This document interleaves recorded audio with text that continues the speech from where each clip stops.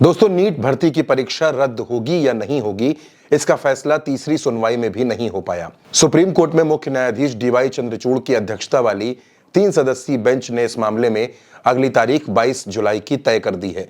22 जुलाई को इस मामले में फिर से सुनवाई होगी, लेकिन इससे पहले सुप्रीम कोर्ट ने इस मामले में एक बेहद अहम फैसला लेते हुए यह आदेश दिया है कि नीट भर्ती परीक्षा का जो रिजल्ट है वो शनिवार के दोपहर 12 बजे तक अपलोड किया जाए और ये रिजल्ट सेंटर और सिटी वाइज होना चाहिए।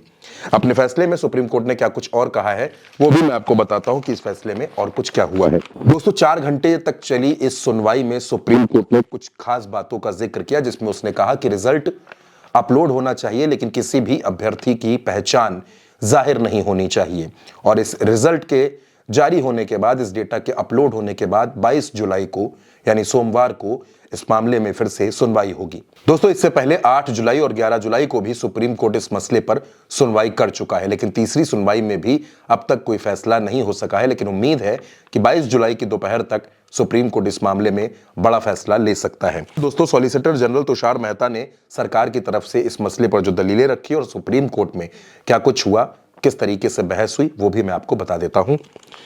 सीबीआई की जांच रिपोर्ट पर याचिकाकर्ता के वकील ने कहा कि हमें जांच की स्टेटस रिपोर्ट नहीं मिली है।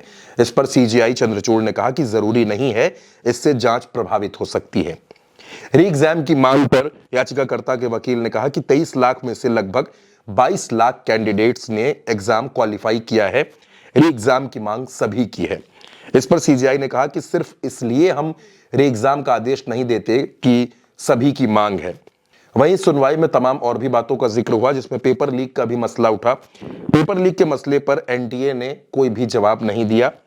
याचिकाकर्ता के वकील ने पेपर लीक पर कहा कि पूरे देश में एसबीआई से पेपर दिया गया, लेकिन हरदयाल स्कूल में कैनरा बैंक से पेपर दिया गया। इस पर एनटीए के वकील और सॉलिसिटर जनरल ने कोई भी जवाब नहीं दिया।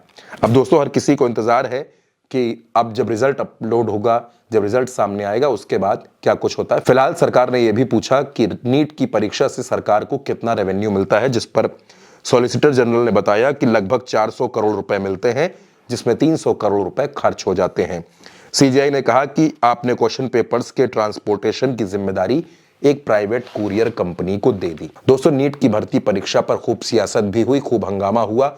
सदन में भी इस पर चर्चा की मांग हुई और विपक्ष इसके बहाने सरकार को घेरने की कोशिश कर रहा है। तमाम छात्रों ने प्रदर्शन किया, तमाम विपक्षी दलों ने सड़क पर उतरकर प्रदर्शन किया, और अब 22 जुलाई की तारीख को, 22 जुलाई को सुप्रीम कोर्ट जब सुनवाई करेगा तो इस बात की उम्मीद है कि नीट भर्ती परीक्षा में कोई बड़ा फैसला हो सकता है। फिलहाल सीजेआई का जो रुख है, सुप्रीम कोर्ट की बेंच का जो रुख है, उसके मुताबिक ये भर्ती परीक्षा रद्द हो जाएगी, इसकी उम्मीद ना के बराबर है। हालांकि सेंटर और सिटी वाइज रिजल्ट अपलोड होने के बाद सुप्रीम कोर्ट का इसमें क्या रुख रहता है, सुप्रीम कोर्ट इसमें क्या फैसला देता है, यह देखने वाली बात होगी। फिलहाल 3 सुनवाई में ऐसा कोई अहम फैसला नहीं हो सका है। दोस्तों, ये जो नीट भर्ती परीक्षा का मसला है, इसका मामला जो सुप्रीम कोर्ट में है, उसमें 3 जजों की बेंच सुनवाई कर रही है, जिसमें चीफ जस्टिस डीवाई चंद्रचूड़ हैं, जस्टिस जेबी पारदीवाला हैं और जस्टिस मनोज मिश्रा हैं। यही बेंच 22 जुलाई को सुनवाई करेगी और छात्रों को भी उम्मीद है और पूरे देश को उम्मीद है कि इस मसले पर कोई बड़ा फैसला जरूर हो सकता है।